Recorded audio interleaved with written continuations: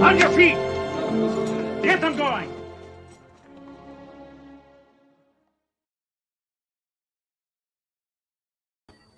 Forgot my... Sorry, I'm rusty. Forgot to add myself to the stage, although I've done that when I wasn't rusty too, so I have no excuse. Welcome one and all to Cross Examinations Live. I'm your host, Mike S. Miller. I'm not a pastor, priest, rabbi, theologian, blah, blah, blah, blah, blah, all that stuff. I'm just a guy on the internet talking about Bible stuff because I've learned a few things and I want to share them with you. Today's topic, at least before the squirrels take over, is who wrote the Book of Mormon? Who wrote the Book of Mormon? Dustin Cross says, I'm pretty sure it was a guy named John Smith. Oh, hold on. I think that was Pocahontas. Maybe they're related.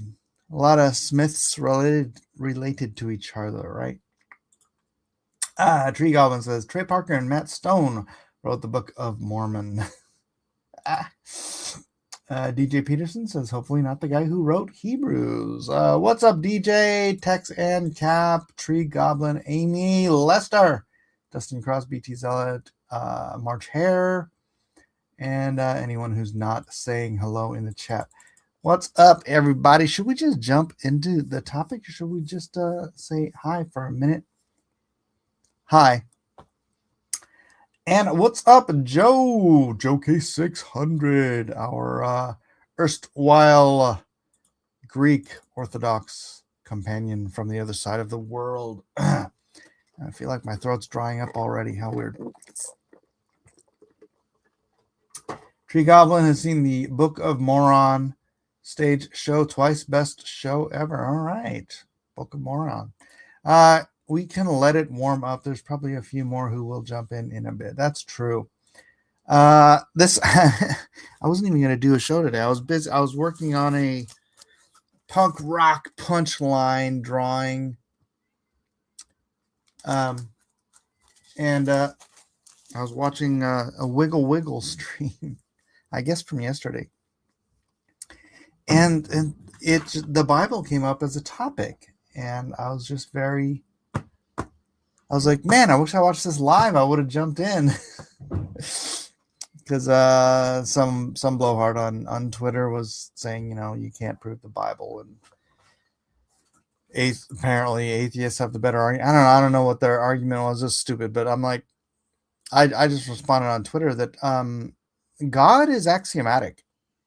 The creation and the design of the universe is axiomatic. It is self-evident. For those of you who don't know what axiomatic means, it is completely self-evident. There's design literally everywhere in the universe, from the micro to the macro, scopic, that is, microscopic to the macroscopic. And even in things we can't fathom, there is design. The very laws of nature, there's design literally everywhere. Design requires a designer. So it's a self-evident truth that the universe was designed. Now, the atheist argument, and they've got all these years of compiling falsity over falsity and theory over theory. That's what they do. I have a theory, but I have another theory. And then I layer my theory on top of the theory. Pretty soon you've got so many theories, you believe your theories are true. And all you're trying to do is overwrite the obviousness. I do art. I just showed some. See, art. I am, however, multifaceted, so I do have other interests, and yeah, speaking truth to power is one of them. If you're going to fabricate an angel, why name him Moron Eye? I know, really weird. The hell scene includes Hitler dancing with Jeffrey Dahmer. Is Gandhi in there? Mike, do you know how Edwin is doing? I seen Hawaii was getting pretty hammered. Edwin is in North Carolina now, brother. He ever since his apartment burned down and his father-in-law and his dog, which certain people make fun of because they're disgusting human beings. Anyways, that's another topic. Yeah, he moved back to North Carolina. So yes. Anyways, so yeah, God, a creator, power greater than us, greater than the universe itself, is axiomatic. Everything else is, it's like people say, oh, you have to prove God's true. No, you don't. God is axiomatic. You have to, the onus of the burden is on the atheist who wants to try to explain how nothing exploded and became design. That's that, and they can't. But here's the problem. They can believe it. I mean, the Bible says the fool in his heart says there is no God. So they can believe it, prove themselves to be foolish. But whatever. I'm tired of people saying you have to prove God. It's like, no, you don't. No, literally, most of mankind throughout the entire history of mankind, and it wasn't because they were ignorant, it's because they look at things and you're like, wow, that's totally and obviously designed. You know, I mean, flowers and bees are designed to work together. One could not evolve without the other. And then two generations before Charles Darwin was born, Erasmus Darwin and John Lamarck came up with a little theory called evolution. Most people think it was Charles Darwin that came up with it. No, Charles Darwin sat on Grandpa's knee, and Erasmus Darwin came up with this theory of evolution, which was based on, I can't remember what it's called, his mechanisms for how things could have created themselves. It wasn't exactly the same as Charles Darwin. Charles sort of evolved the theory of evolution from Grandpa. But you can go on Amazon today and still buy Erasmus Darwin's book on the topic. He published a book on evolution. I would say 99.9% of people out there don't know that, but it's true. People will say, oh no, it doesn't prove it. And I'm like, go freaking buy his book. You can find it. What is up with YouTube? I was having trouble getting chat to pop up. I don't have any clue, brother.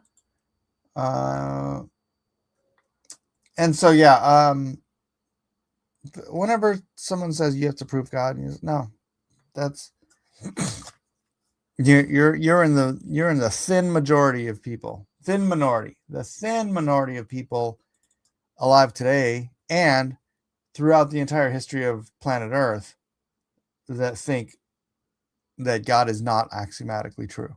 So the onus is on you.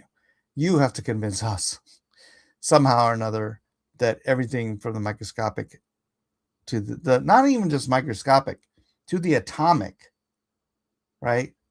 To the very building blocks of reality, if this is reality, if this is not a hologram, which even if it's a hologram, that means there's a programmer for the hologram. But even from the subatomic particle level, this universe is designed and follows rules, right? Follows laws. Laws require a lawgiver. Everything in this universe that is created requires an intelligence to have created it. And holograms don't just happen. I think it's actually funny that some of the smartest guys in the world are like, yeah, I'm pretty, like some of them are 100% sure we're in a hologram. It's funny. Dennis, what's up, Dennis? To the Higgs boson particle. I haven't looked that up. Haven't seen you stream in a long while. It's been a gap. It's been a bit of a gap. After my stroke, I was just not really up for it.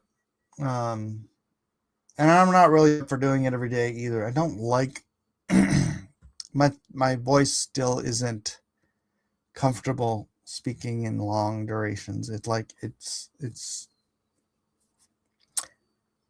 I don't know. I think the more tired I get, the more I'm gonna slur and stuff. So whatever. Bit solid. 99% of the world believes in God. The question really is, do believe him? The question really is, do believe him? Want to try that again, BT? What? Stroke? You look good. I hope you're recovering well. It's been 9 weeks? 9 or 10 weeks. So I'm hopefully getting close to being fully recovered, but not completely yet. Maybe when I am, I'll get back on the horse and just stream regularly. See, that's like the tongue twister. Regularly. That's when my tongue's like, no, I'm not gonna work completely. I'm gonna trip you up. So I guess I need to exercise my tongue. Maybe I do need to stream more so that I can talk more, so that I can exercise my tongue more, so that I can speak clearly more better. Cross-examiner says the particle that CERN discovered holding everything or anything together. Interesting. Yeah, because that's the question. That's a question I think they've had in physics for a while. It's like if you go to the subatomic level, they say there's a strong force or a strange force or a strong force that's holding each and every atom in the universe together, because according to the laws of physics, attraction and repulsion, the like forces of the atom, like the neutron and the electron, I think they're like forces and they should repel each other, but they don't, and they can't explain it. So they call it a strong or strange. If somebody knows, let me know in the chat. I'm having a hard time remembering, but something's holding the entire universe together, atom by atom, single atom by single atom.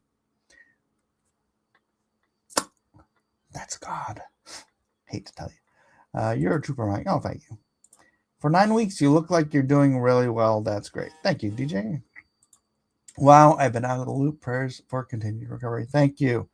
I'm just trying to keep my blood pressure down. It's driving me nuts. It's like I'll have a nice lowering curve doing all the stuff I'm doing, and then like out of the blue, I'll have a day where it's like up to 140 or more. And it's like, come on, man. Great. All this bacon talk is making me hungry. Are you watching another stream? You're doing right, Mike. Thank you. Tina, 90% of the world believes in God. The question should be, do you believe in him? There you go. That's correct. Tree Goblin. Particles moving through the High's field are given mass. Proton. Okay, not electron, right? Higgs, not high. Okay. So it's like someone is holding the world together by the word of their power, right? They also call it the God particle. Interesting.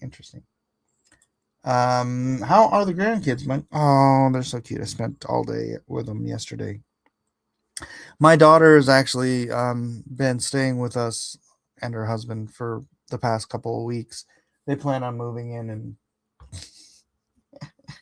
okay, they plan on cleaning up the room in the garage and cleaning up the whole garage and moving in there, but their plan requires effort, and so they've been staying in the living room. They went home last night, but it's been so cute just having my little grandbaby staying here with us. So I love my grandchildren. I love them so much. It's just the cutest little things on earth. So yeah, hibiscus tea I think is good for blood pressure. That's one of the things. Yeah, that's true. Bacon talk. We talking Islam? No, we're gonna be talking the Book of Mormon, and it's who wrote it. Who actually wrote the Book of Mormon?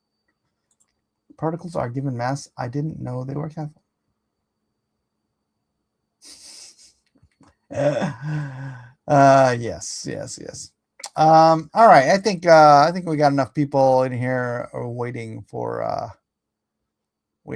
us to get to what's up, Retrofuturist?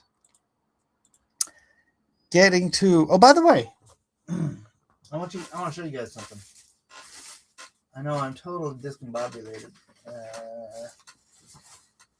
Oh, where did I put the darn thing? Is that it? No, that's not it. There it is. Look, guys. I did a full. This is gonna look terrible in the green screen, but I did a full color original Afar piece. Which, let me turn the green screen off. Boop. There you go. Look at that. And then I threw in a background sky, like a watercolor sky on Photoshop. But oh my gosh, it's like so bad. Gosh darn it. The colors are not coming through. Oh, there we go. Too much light coming on it. But anyways, Afar will be launching soon. So I hope you guys who've been waiting for it are going to jump in on that when we do launch it. It will be a book. It will be a book. I'll give you more. I'll give you more information soon on when that launches. Book of Mormon from Ripperger, a Catholic priest and exorcist, said in an interview, the angel that appeared was likely a demon. I wish he would have elaborated. Well, let me elaborate then, Dennis, because there's an interesting thing about our old friend Joseph Smith. And that is when Joseph Smith was a lad, he was what we call a treasure hunter. And he was actually arrested as a lad for treasure hunting. What was it called? There's an arrest record of him, and it was for, let me see what the arrest record was called. In late 1825, Joseph Smith worked for Josiah Stowell, sometimes spelled Stowell. Not that you can see the difference. Gosh dang bone, stop buzzing. People trying to message me. In South Bainbridge, Chenango County, New York, there was a misdemeanor charge related to his involvement in glass looking or treasure seeking using a seer stone or a peep stone, which, by the way, he didn't invent. This was a very common practice in early 19th century folk magic. I'll read that again. Folk magic in rural New England, New York, where many people believed in money digging or treasure seeking with seers. The venture didn't find anything, and some of Stowell's relatives, possibly his nephew Peter Bridgman, sons, or others, felt Smith was deceiving or defrauding Stowell by pretending to have supernatural abilities to locate lost goods or treasure. I'll come back to that. The arrest and charge. The complaint was filed accusing Smith of being a disorderly person or an imposter. He was arrested by Constable Philip Dzang. His court records from Justice of the Peace Albert Neely described him as Joseph Smith, the glass looker. And the case list was a misdemeanor. This stemmed from New York laws against pretending to discover lost goods or engaging in practices seen as fraudulent or vagrant-like. It was more preliminary examination than full trial. Witnesses testified, including Stoll himself, who defended Smith and said that he believed in Smith's abilities, his magic abilities, let me remind you, and that Smith had not defrauded him. Other accounts mention Smith admitting to using the stone, but saying he had largely given it up. Some contemporary and later accounts suggest he was found guilty or condemned as a disorderly person, but faced no serious punishment, possibly discharged, allowed to escape, or simply released with no further action.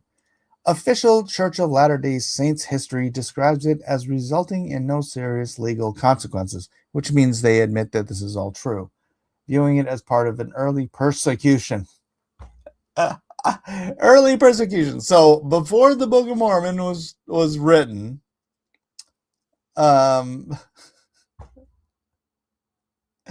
he was being persecuted, apparently. No imprisonment, blah, blah, blah. This was widely regarded as his earliest known arrest. Later arrests were tied to emerging religious movement. All right. So let's get back to, what is that? Folk magic, 19th century folk magic. Did I freeze? Did I freeze? Am I back? It's because, does it freeze my freaking thing when I'm on another screen? That's ridiculous. The old book, The Kingdom of the Cults, gives a thorough account of Smith and the beginnings of his religion, along with several other cultic religions. Oh. Do I still have that book? I used to have that book. I wonder if I still have it. I'm good now. Yeah, okay. All right, so that's the problem. Is like if I'm on another screen, gosh, why does it do that? Why does my camera freeze if I'm looking at another thing? Anyways, I read all that to say that obviously, so the looking glass, the seer stone, all of that stuff, that predates Joseph Smith. He didn't make that up, right? It was, like it said, folk magic around that time. What it is divination. It is widely known. This is and things like seer stones, looking glasses, crystal balls, dark mirrors. I mean, this stuff goes back thousands of years, and it's always been known as divination. It's trying to contact spirits that are not God for direction and for guidance, right? The Bible is very explicit. It's not Urim and Thummim. All right, so the Urim and the Thummim is a black and a white stone that they would put in a bag, and it's basically flipping a coin, right? You would ask God to direct which stone to pull out of the bag to make a decision. That is not the Joseph Smith's seer stone was. It was brown and striped. I can get a picture of it if you want. But yeah, tarot cards, Ouija boards. This is essentially what a seer stone was, right? So the Bible is so explicit about not trying to reach demons or quote unquote other gods for guidance and stuff, because what happens when you allow a spirit into your life, you can be possessed, you can invite generational curses. It's all kind of just gnarly stuff, right? And the Bible's very explicit not to do this stuff. And if you've you guys ever seen The Exorcist, right, where the kid's playing with the Ouija board, invites a demon into her life, and then she gets possessed by the demon? The Exorcist was based on a true story. That's the scariest thing about The Exorcist. Now, it was a boy. It was a boy that this happened to. It wasn't a girl. I don't know why they changed it to a girl. Probably because it just seems creepier. But yeah, you're opening doors to negative and demonic stuff. And this is what Joseph Smith was doing when he's 20 years old. He's opening the door to demonic spirits coming into his life.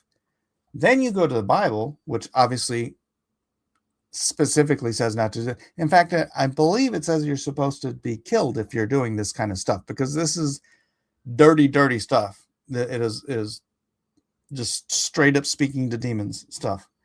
And And then later in the Bible, it says that if an angel of God, or an angel of light, is it an angel of light, delivers you any other gospel than this, let him be accursed. In other words, don't listen to him. So what happened to Joseph Smith? He invites spirits into his life with these divination techniques, right?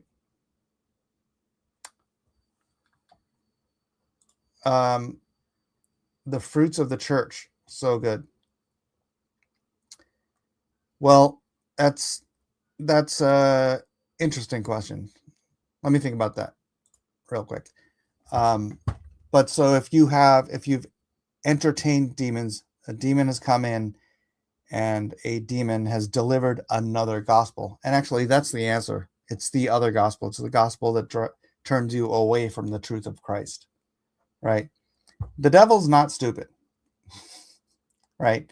He started with Muhammad, 700 AD. And it was an angel that delivered the new gospel to Muhammad that was he corrupted the true scriptures and gave this quote unquote, I don't want to use the word gospel, but it is, it's like any other gospel. Well, this is their version of a gospel, right? And he was the most beautiful angel. So, you have a beautiful angel and he gives all of this stuff to an illiterate dude in the Middle East, right? 700 years after Christ. Well, that was one tact to take. So I think Muhammad's, or when the for the fallen angel, the demon, gave Muhammad the Quran, it was a tact. It was basically, taking over by the sword, right? And diverting people into what they thought was an Abrahamic faith, but obviously it leads to much more corrupt stuff. Come around 1,000 years later to Joseph Smith. Do I think I'm just follow the story here. When you've got another 1,000 years under your belt, right? And you see what the Quran is doing, and then you come over to the Americas and you want to turn people away from Christ in a different way. You want to do it in a way that's more conducive to a modern reformist Western what's it called? Western, I'll just say Western sort of a mindset, right? The crazy thing is Muhammad thought he was attacked by a demon. He had to be convinced by others that it was the angel from God. Thank you, Dan Marshall. Calvinists don't care about fruits. In fact, they hate fruits and works. FYI, it's because they have none. Calvinism is demonic and ironically. All right, well, let's not get into John Calvin right now. So it's a different tact. And so he took a tact that, well, I mean, first of all, let's not forget the Mountain Meadows Massacre and what they did do. And Shad talks about this all the time. It's like we do have a very, like, I don't want to say warlike, but they have kind of that same mentality that Mormons preach, where it's like, well, we're not going to attack anybody, but if they attack us, we're gonna end them, right? Muslims will say that. Not all Muslims, obviously. You've got more Muslims that are more hit them first, hit them hard. But there are Muslims that say that their thing is we only fight if we fought back, or we only fight back if we are attacked, right? And that is very. Mountain Meadows Massacre was done by some LDS people. It was not ordered by the church.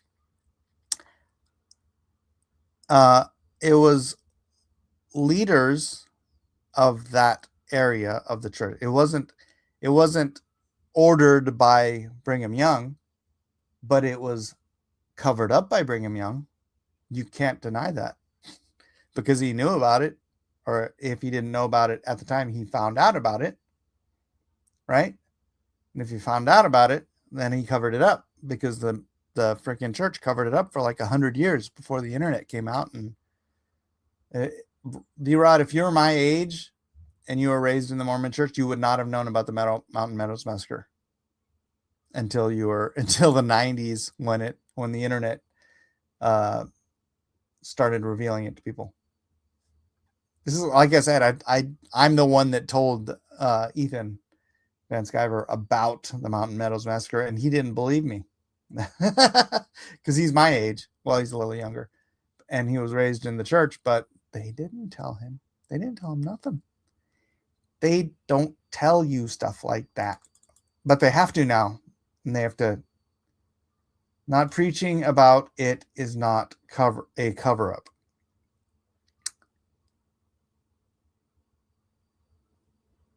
So, like, you don't have to preach about it, but you kind of have to admit it. I think you're being disingenuous and removing the context of the Mormons being slaughtered for no reason that made the LDS people justifiably jumping. They slaughtered an entire wagon train of peaceful people just moving through Utah, and then blamed it on the Paiute, and then covered it up for 1,000 years or 100 years. That's not disingenuous. Those are the facts. Those are the facts. Show me anywhere in the first century where the apostles, and it would have been the apostles, right? It would have been the first generation after Christ, hunted down and slaughtered a traveling group of Jews who hated Christians. It's the other way around. They killed those people and stole their children, bringing them up as janissaries. That's what the Turks did. Yeah, they killed everyone over the age of 7, if I recall correctly. The apostles aren't members of the church.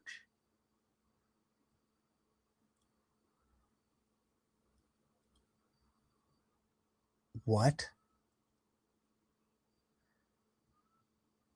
The apostles? Oh, the first generation of the church aren't just the apostles. Correction. No, but these were leaders. Look, it wasn't just random low freaking nobodies. Yeah, it's cool. All right. No, I'm not going to ban thee, Rod. No.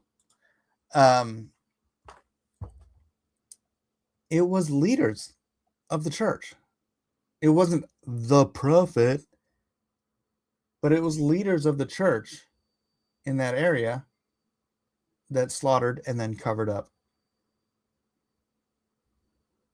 So, okay, not the apostles, but they would have been disciples. These guys would have been disciples of Joseph Smith, right? Not just disciples of Brigham Young. And regardless, they would have been disciples of Brigham Young too. It was literally just lay members of the church, not leaders. Yeah, X to doubt. And anyways, you're missing the grander point. The prophet and the apostles of the church and your 70, what do you call them? Your 70 leaders. All of those people covered it up for 100 years. You're literally making the same argument that all Christians aren't good, so that means Jesus isn't good. Well, now you make the argument that Jesus isn't good, or at least he wasn't good enough to pick apostles that were good enough to pass his message down to their disciples, because you literally say that the church fell into apostasy with the apostles, or at the death of the apostles. That's literally the stance of the Mormon church, that as soon as the apostles were gone, As soon as the apostles were gone, the church fell into apostasy, which makes Jesus the worst religious leader in history at picking people to spread his message. What do you deal with that? How do you deal with that? Liar. It's not a cover-up if it was known. You are just making up nonsense. How old are you, Geek Out? Because I'm telling you, you would not have known this growing up in the Mormon church if you're my age. And you would have disbelieved anybody who told you otherwise. It's like the Kinderhook plates. The LDS Church covered up that they were a hoax until 1981, and then they admitted they were fake. I mean, there's so much to go into. That event was included in American Primeval, according to the director in an interview with Rogan, with some consent from the Mormon Church. It was. That was a great series, American Primeval. You should watch that. So Jesus made a mistake in picking Judas. I guess the people don't have free will then.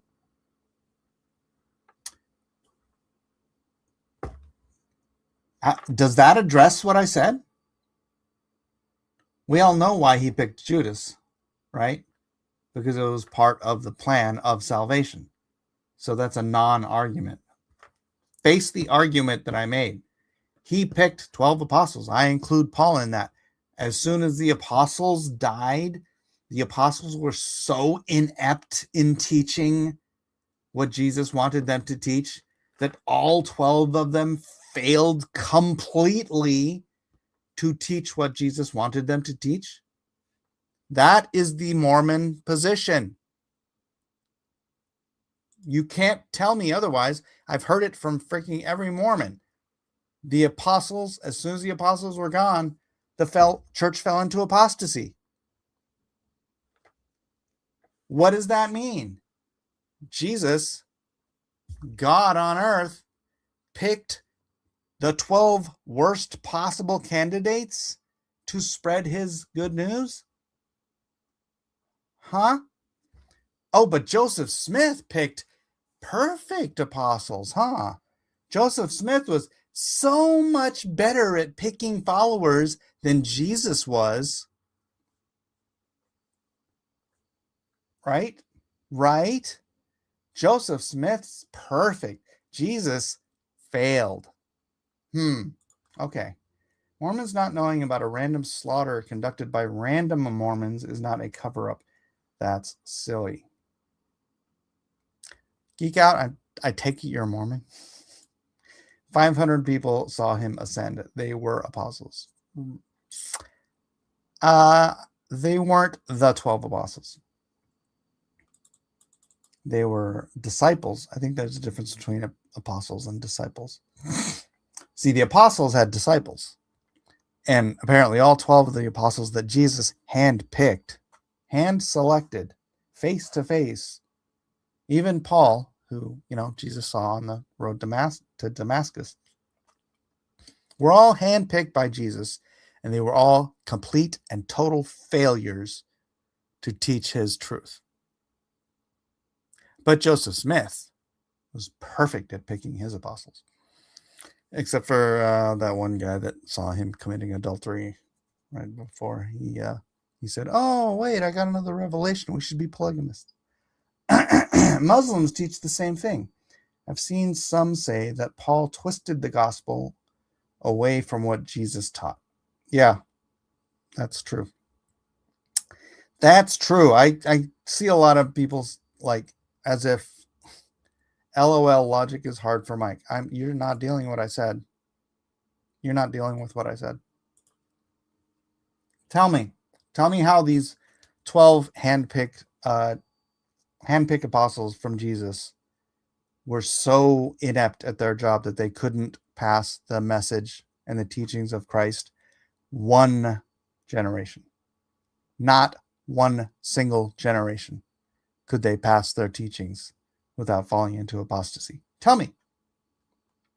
Joseph Smith made a decision on the awesome Jesus. You made a straw man. After the argument isn't that the imposter has failed, It's that the people of the church, like the Catholic Church, failed. The Catholic Church didn't exist for 300 years. What are you talking about? No, you say, and I know you believe it, so don't deny it, that the apostasy started as soon as the apostles died. Catholic Church, Orthodox Church, Ethiopian Church, doesn't matter. You say the apostasy was as soon as the apostles died, meaning exactly what I said. All of his apostles were inept at spreading the gospel. Joseph Smith made a decision on the awesome Jesus you made a straw man. I don't understand what that means. Joseph Smith made a decision on the awesome Jesus you made a straw man. Can you fill that out for me? Anyways, the point being, obviously, made it on behalf. Correction. Lerod, maybe slow down and use all the words you need. False. It is not the Mormon claim. As soon as. Nope. Straw man. Okay. Geek out loud. Please tell me exactly when the apostasy happened.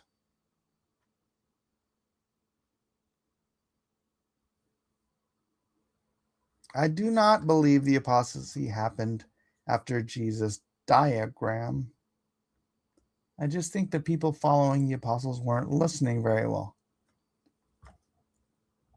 See? Geek out loud? That's exactly what I just said. The people following the apostles, they just weren't listening very well.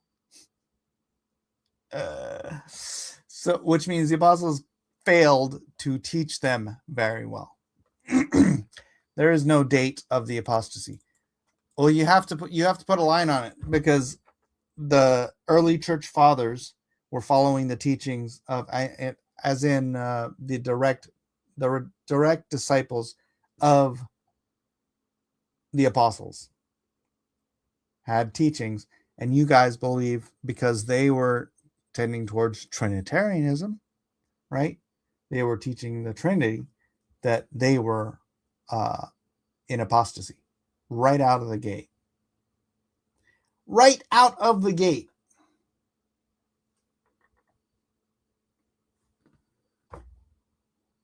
Jesus also, then Jesus came to the Americas, started a church. He taught himself another church which failed completely, right? Completed by Nicaea. Oh, yeah. I'm going to take a break. I'm in the car and use text-to-speech. Oh, okay, that explains it. The date of the apostasy was in 1829. There was another apostasy. Actually, I mean, there were apostasies, but as the Bible says, there will always be a remnant who are true. So the church itself could never go into apostasy. The gates of hell could not prevail against the church. What was it? I'm going to get this wrong if I say it. Apostasy, aposta. No, but I mean, it's patently obvious that Joseph Smith was messing around with divination. Divination is a doorway to demonic possession, right? And then if you're demon possessed and you write a new gospel, not one preached by the apostles, then the Bible's just point blank clear. Let him be anathema. You should not be paying attention. You should not be following the teachings of an angel that teaches a gospel other than the gospel that the apostles were teaching.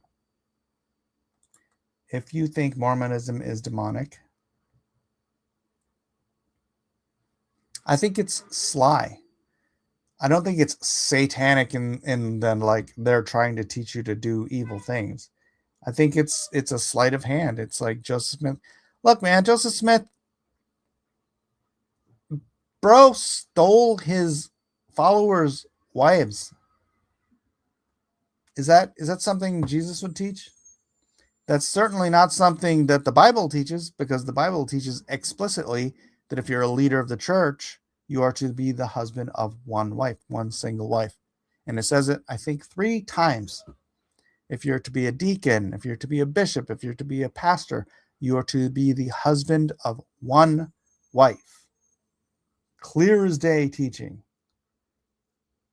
But then again, you guys only believe the Bible when it agrees with Joseph Smith, because Joseph Smith is your God, not Jesus. I think that's the thing, isn't it? When you make Joseph Smith your God, you're no longer following Jesus. If you're not following Jesus, I think you're going to be in trouble. The Bible also calls out leaders accumulating wives. I mean, it's clear as day. It's a crystal clear admonition for who should lead the church, and they should only have one wife. Joseph Smith got caught in adultery with, I think her name was Sally, by one of the other leaders of the church, right? Who ratted on him, and then Joseph Smith had that dude excommunicated. Does that sound like a Jesus move? Does that sound like a Peter move or a Paul move? Or does that sound like someone's so high on his own power? And that's a funny thing about cults, right? The cult leader usually is the one banging all the women. And then what's even more egregious, if you really believe in Mormonism, what's more egregious than even just earthly adultery? Joseph Smith stole the sealed wives, sealed unto eternal heaven, right? He stole the sealed wives of his followers and sealed them to himself for his eternal wives. I mean, I don't believe in Mormonism, but if you believe in Mormonism and you believe in the sealing unto eternal freaking families and all that stuff, that should disgust you about 1 billion times more than him just committing adultery, right? Because that is an eternal adultery. An eternal adultery. And he did it, 30, 40 times? He stole the sealed wife.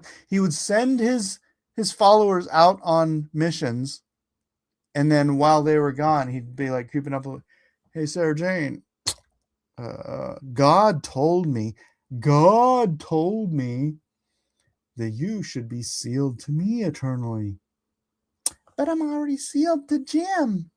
Well, God told me that sealing doesn't count. What? Now that's your response? That's your response?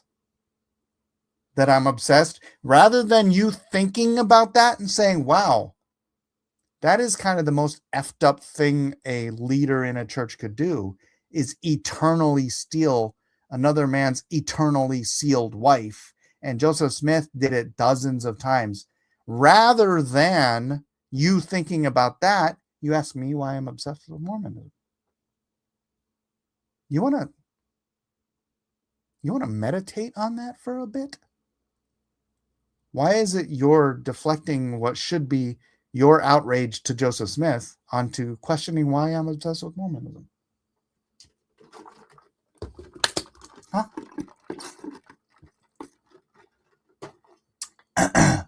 Romans 7 says we are spiritually married to Christ, right? I'm not meditating on your lie. What was the lie? What was the lie? This is church record. You look it up, geek out, bro. You look it up in your own sources. How many wives did Joseph Smith have? Where did he get those wives? Who were those wives married to beforehand? Look it up in your own records. If the Mormon church isn't still lying to you, look it up. Or if you're allowed to. Are you allowed to look this stuff up? I know you're not allowed to look this stuff up while you're on missions. You're not even allowed on the internet, right? While you're on missions. Not allowed to talk to your own family.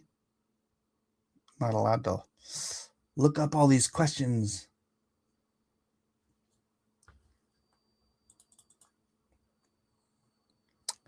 Look it up. You want me to look it up for you? I'll go look it up.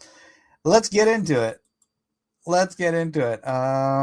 List of Joseph Smith's wives and who they were married to before he married them. Let's just go down. This is very easy. Muhammad also took another man's wife too, his adopted son's wife. He scared his adopted son so much that he divorced her to let the prophet marry her. Okay, so just like Joseph Smith got caught in adultery, and then after he was caught in adultery, he had a vision from God that said, "Oh, God wants us to be polygamous." Whoopsie. Muhammad also, he had the hots for his adopted son's wife, but because it's haram to take the wife of your son, he abrogated adoption. He wanted her so bad that he unadopted his son and said, adoption is haram. So there's no adoption in Islam because Muhammad had the hots for his daughter-in-law and married her. That's just what Joseph Smith did with polygamy and getting caught in adultery. I can't believe Shad still talks to you. I don't blame his adopted son. It's crazy, right? It's crazy. All right, let's look this up. All right. So Louisa Beeman was single, age 26 when he married her. Zena Diantha Huntington, age 20, was previously married to Henry Jacobs. Whoopsie. Presendia Lathrop Huntington, age 31, was already married to Norman Buell. Agnes Moulton Coolbrith, she was widowed, so that doesn't count, but age 33, widowed. Mary Elizabeth Rollins Leitner, age 23, was previously married to Adam Leitner. Patty Bartlett Sessions, age 47, was already married to David Sessions. Delsina Johnson, age 37, was already married, but widowed or separated from Lyman Sherman, which would again take her away, sealed to her, taking away her sealing from her first husband. Martha McBride Knight, age 30, was widowed. Same deal. Ruth Voss Sayers was already married to Edward Sayers. Flora Ann Woodworth, single. Emily Dow Partridge, single. Eliza Marie Partridge, single. Notice those names? Oh, yeah, they were sisters. What does the Bible say about marrying a woman and her sister while they're still alive? That's a sin, guys. That's called a sin. Just look in Leviticus. You can only marry a woman's sister after the first woman has died. You cannot marry two sisters at the same time. Sorry, brother. Elmera Woodward Johnson, age 30, single. Okay, Lucy Walker, single. Sarah Lawrence, age 16.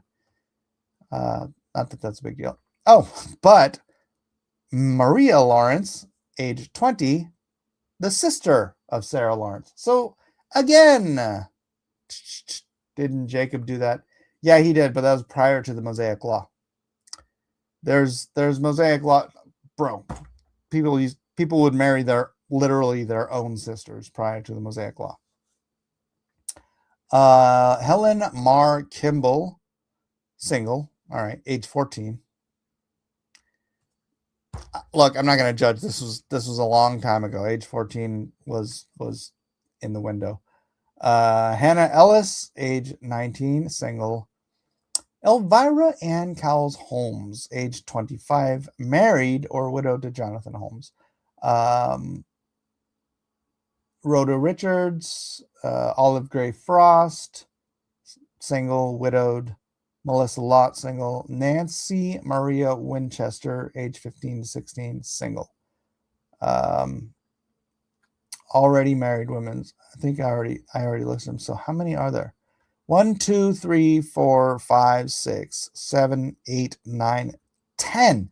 So 10 already married women. Notes: Fanny Alger, age 16, often considered the first plural wife. So Fanny Alger is the one he got caught having an adulterous affair with, and then said, "Oh, I got a vision from God. It's not adultery. We're supposed to be polygamous." Maybe you should have Maybe you should have had the vision about polygamy before you had the affair.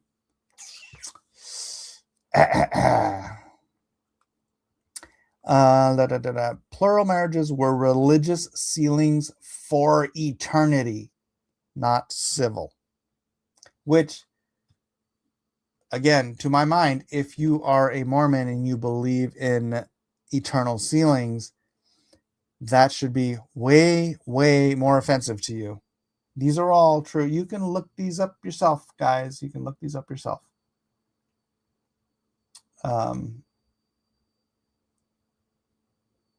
Why is it that doesn't bother you? Let's just to the Mormons in the crowd. Why is it doesn't bother you that Joseph Smith eternally stole the sealed wives of other followers, of his followers? Can you just riddle me that? Sarah was Abraham's half sister, so when Abraham she said she's my sister, he wasn't lying from a certain point of view. Well, he wasn't lying from a certain point of view. The Bible is rife with examples where polygamy is a bad thing, none bigger than King Solomon. That's true. So when are we doing D and Q again? We should be doing D and Q again soon. Damn it, Mike is still here. I mean, oh, good, Mike is getting healthy. Yeah, I'm not Robert Mueller.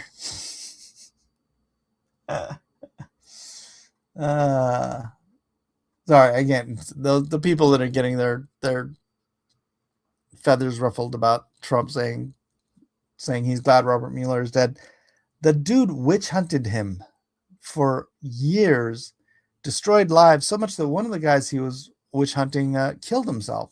And he tried to put Trump and his family in prison for years based on known fraudulent documents.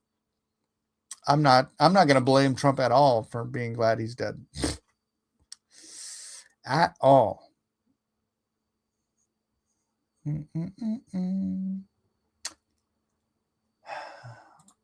Tina says, I don't remember the Bible saying anything to do with marrying about keeping it in the family. Yeah, and Jacob was tricked into it. That's a good point, Dr. Y. He was tricked into it. That was messed up. Shad's willingness to engage with you is a credit to his Christianity, not yours. I'm willing to engage with Shad. Shad said that Trinitarians were demonic.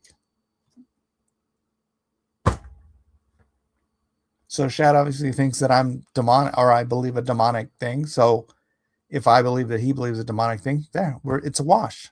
How is his quote unquote Christianity a greater testimony than mine? He's on there. He's also dedicated a channel. That's a funny thing. He's dedicated a channel to defending Mormonism, but in the process, he's demeaning real Christianity. So we're not doing anything different there, Geek Out Loud. Still waiting for someone of the Mormon faith in the chat, and I know there's a couple of you here to explain to me why it doesn't bother you that Joseph Smith eternally stole previously eternal wives from his followers?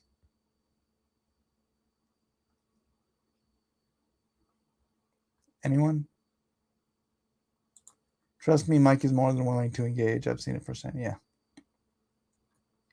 The InQ topic should be Chuck Norris. We've done Chuck Norris.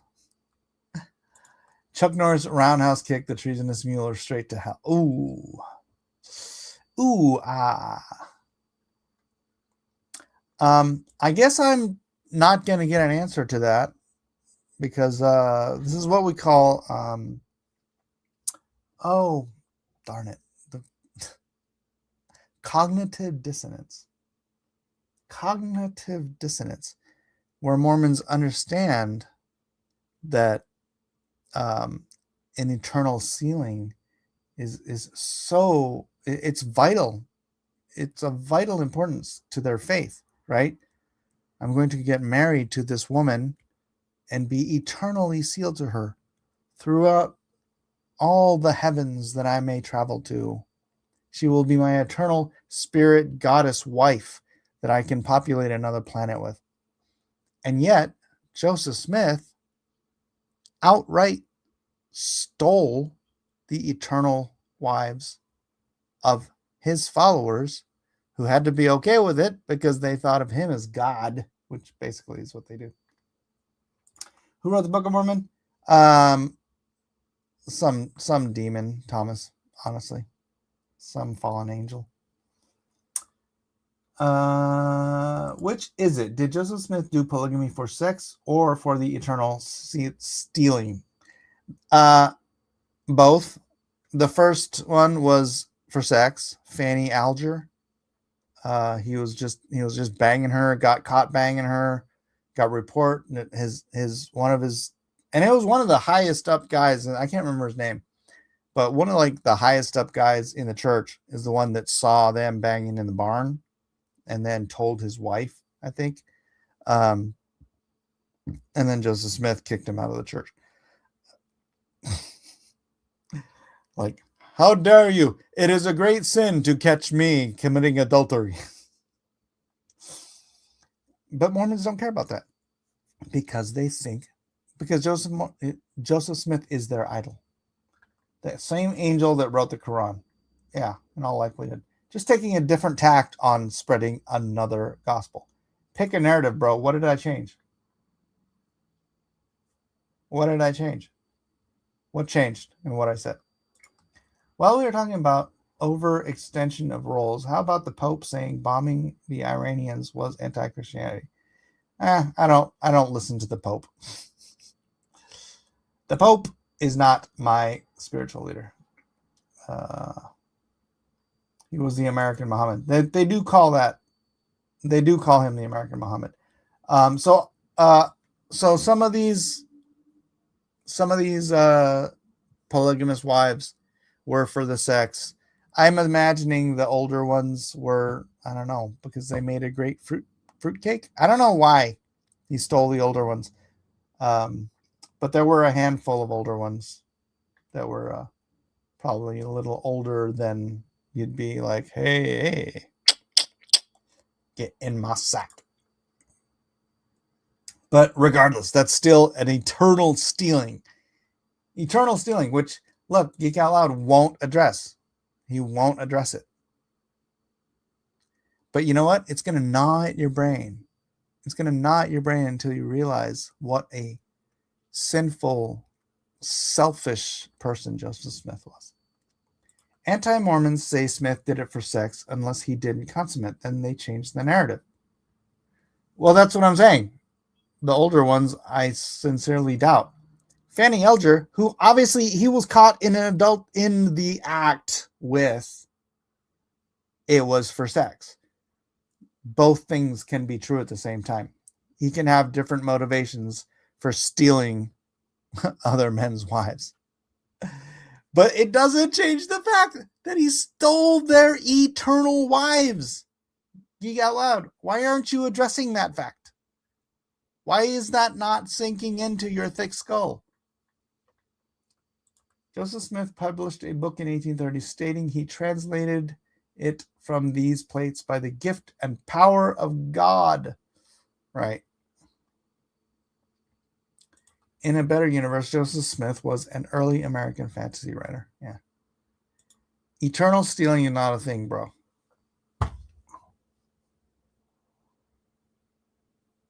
So in the Mormon religion, when you are sealed to your wife, it is eternal, correct? I know this is correct. It is an eternal sealing, right? Yes. If Joseph Smith eternally seals himself to, oh, that's interesting. So by your argument then, those women in eternity have multiple husbands. Is that a Mormon doctrine? Women can have multiple husbands? Kind of put yourself in a little trap there, Geek Out Loud. My God, Joseph Smith could have been Brandon Sanderson. Come on, everybody. Eternal stealing is not a thing. Let's go shopping. Caleb, what's up, buddy? What are you signing? A real L. Ron Hubbard. Yeah, like legit. The Pope is the leader of the Catholic Church. The same created by an emperor said, if I can't beat them, then I'll join them and rule them. Then made himself the first Pope. Who was the first Pope? I know the Catholic Church tries to say that that Peter was the first Pope, but Peter was not. Peter would have not allowed himself to be called Pope because the Bible says Jesus in the Bible himself says, let no man call you father. I mean, obviously this discounts your earthly father, but let no man take the position of your father on earth, right? Is essentially what he's saying. So he's saying, let no man call you father. What does Pope mean? Pope is Papa. It means father. So Peter would definitely not have been the first Pope. Hail chat, just been enjoying the conversation. Hail Desert Nomad, welcome, welcome. All right, well, we're well over an hour. So Paul, first Pope by what measure? The guy after Peter? There, I don't know who. According to the Roman Catholic tradition, St. Peter the Apostle is considered the first Pope, but he never would have let himself be called the Pope, Papa. All records of Smith. I don't know what that means. Anyways, if you got more to say about it, feel free to mention it in the chat. Otherwise, hey, maybe if one of you want to start your own religion, you can go grab yourself a seer stone, aka in modern terminology, go grab yourself a Ouija board and invite some evil spirits into your life, and then ask them to help you write your own new version of the gospel. That's basically what Joseph Smith did. So, actually not recommending that. I'm being sarcastic. Do not do that. Do not touch seer stones or Ouija boards or tarot cards or any kind of divination, crystal balls, all those kind of things that are supposed to help you speak with spirits other than the one true God. All right. I guess Mike forgot about judge them by their fruits. Stay away from Luigi boards.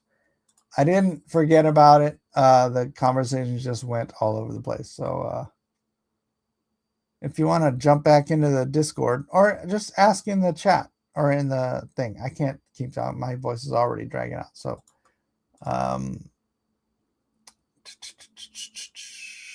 wrong streamer. What? Stay away from Mormonism.